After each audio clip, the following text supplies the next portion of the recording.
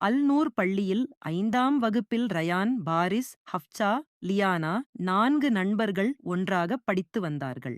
Rayon அமைதியும் பொறுப்பும் கொண்ட வகுப்புத் தலைவர். பாரிஸ் தைரியமும் சுறுசுறுப்பும் கொண்டவன். ஹப்சா ஒழுக்கமான புத்திசாலியானவள். லியானா மென்மையான மனம் கொண்டவள். ஒரு நாள் ஆசிரியர் வகுப்பில் சொன்னார், இன்று ஒரு வித்தியாசமான போட்டி. இது அறிவுப் போட்டி அல்ல, உங்கள் ஈமானை சோதிக்கும் போட்டி. அனைவரும் ஆச்சரியமாக பார்த்தார்கள். ஆசிரியர் ஒவ்வொரு மாணவனுக்கும் ஒரு ஆப்பிள் கொடுத்து சொன்னார், நீங்கள் யாரும் பார்க்காத இடத்தில் இந்த ஆப்பிளை சாப்பிடுங்கள்.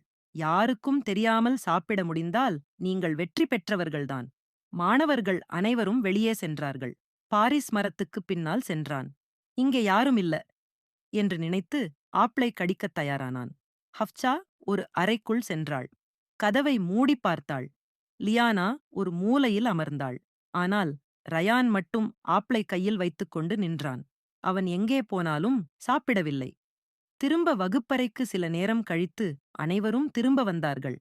ஆசிரியர் கேட்டார், யாரெல்லாம் ஆப்பிளை சாப்பிட்டீர்கள்? பாரிஸ், ஹப்சா, லியானா மெதுவாக கையை உயர்த்தினார்கள். ஆசிரியர் ரயானை பார்த்தார். ரயான், நீ சாப்பிடவில்லையா? ரயான் அமைதியாக சொன்னான், மேம். யாருக்கும் தெரியாமல் சாப்பிட இடமே கிடைக்கவில்லை. அனைவரும் குழம்பினார்கள். ரயானின் அழகான பதில். ரயான் தொடர்ந்தான், எங்கே போனாலும் அல்லாஹ் என்னை பார்க்கிறார். அதனால் யாருக்கும் தெரியாமல் நான் சாப்பிட முடியவில்லை. வகுப்பறை முழுக்க அமைதி. ஆசிரியரின் கண்கள் நனைய அவர் சொன்னார், இதுதான் உண்மையான வெற்றி.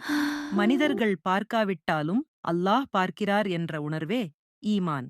பாரீஸ் தலை குனிந்து சொன்னான், இனிமேல் நான் தனியாக இருந்தாலும் அல்லாஹ் என்னை பார்க்கிறார் என்று நினைப்பேன்.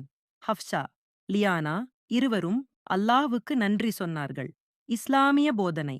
அல்லாஹ் எப்போதும் நம்மை பார்க்கிறார். தனிமையிலும் பாவத்தை விட்டுவிடுவதுதான் ஈமான்.